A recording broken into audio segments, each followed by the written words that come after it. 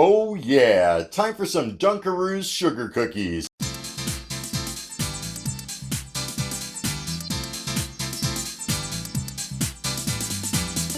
Hey there ladies and gentlemen, welcome back to another episode of the Food Experience. This time, I'm going to go ahead and make some DunkAroos cookies in the Kalorik Maxx air fryer oven. So without further ado, let's go ahead and get things started.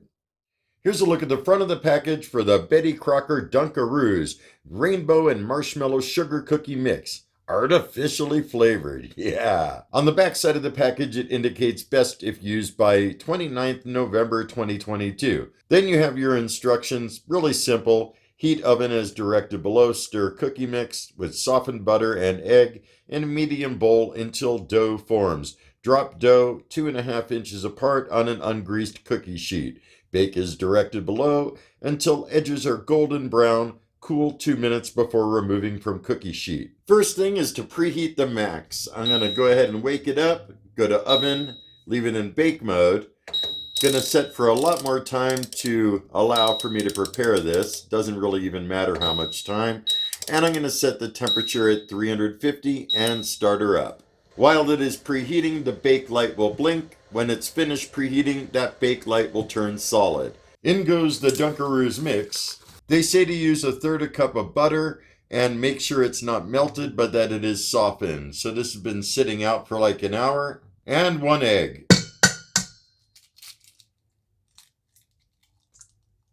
Using a hand mixer going at low speed. So the dough looks like it's done. It's at like the right consistency. I did have to mix it for a while. For smaller size cookies, they recommend a tablespoon of dough. So that's what I'm going to try to do right here. I got a tablespoon of dough. I have a feeling these are going to be fairly small cookies. First time ever trying this mix. Normally I make cookie dough from scratch, but it's nice to try store-bought items sometimes because a lot of y'all may actually purchase these and want to know how they come out in the max. The max is up to temperature. I'm placing the baking tray into the bake to position. Try to do it quick so the heat doesn't escape.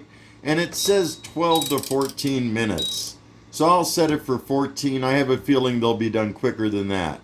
So you can tell they're already flattening out. I really wish companies would state how many grams each cookie could be, because that's a lot more even and it's something I'm used to doing. Most recipes I've seen, they always call it out by grams. And once these are done, the remaining cookies I'm going to make larger. Tell you what though, they are smelling delicious already. There are 5 minutes remaining and I think I will rotate the tray of cookies. Gonna use the Silicone Gloves by Geek Hom. Really love these things. I'll put a link in the description for the video where you can purchase them.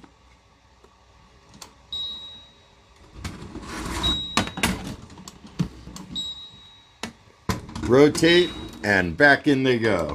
It's been 12 minutes. The instructions say to wait for the edges to turn golden brown, and they definitely are. So let's go ahead and remove them. That's what I'm looking at. While I'm waiting for the cookies to cool, let's go ahead and try some larger cookies. With larger cookies, it says 17 to 19 minutes in the instructions. So I'm going to go ahead and leave it at 19. I looked at the instructions. They say let them cool for only 2 minutes. They've been cooling for 5 or 6 minutes. In fact, the tray is still warm, but it's not even hot to the touch. So let's see if they come off. There's the first one. All right, yeah, those cookies do look pretty good though, and they definitely smell delicious. Meanwhile, the larger cookies have 14 minutes remaining. They're definitely flattening out. And they're definitely much larger than the original set. Also in the interim, I had to try one of these cookies. Man, they are good. I just couldn't wait. It smells so good in here. Back to these cookies. There's 8 minutes remaining. And I'm thinking it's about time to turn the tray around.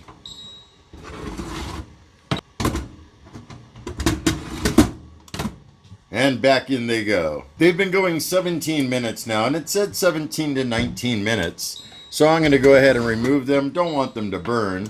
That's what I'm looking at. I'm going to let them cool for a couple minutes and try to remove them. They've been resting a couple minutes now, not as long as the first batch. I want to see if they come off any easier. Yeah, perhaps they do.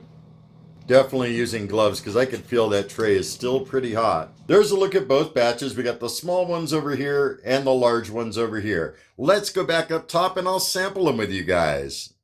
Here's a look at the larger ones. Now, these are still really warm, so I don't even think they're going to be crisp on the outside.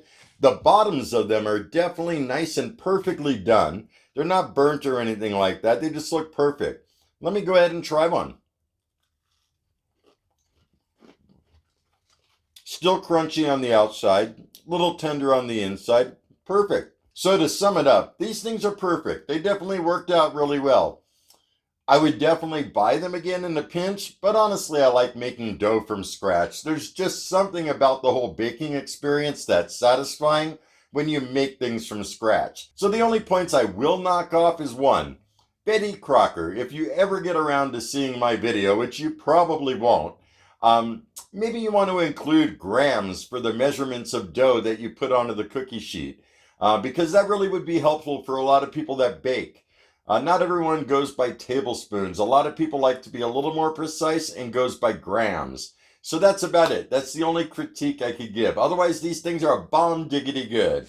So if you have any comments, questions, or concerns, drop me a line below. I totally love hearing from you guys. And if you're new to my channel, don't forget to hit that subscribe button. I got all kinds of good things coming up. And with that said, have a stellar day. Be excellent. And remember me, I'm KJ Andy O, your food experience host with the most. Y'all take care, and I'll see you next time.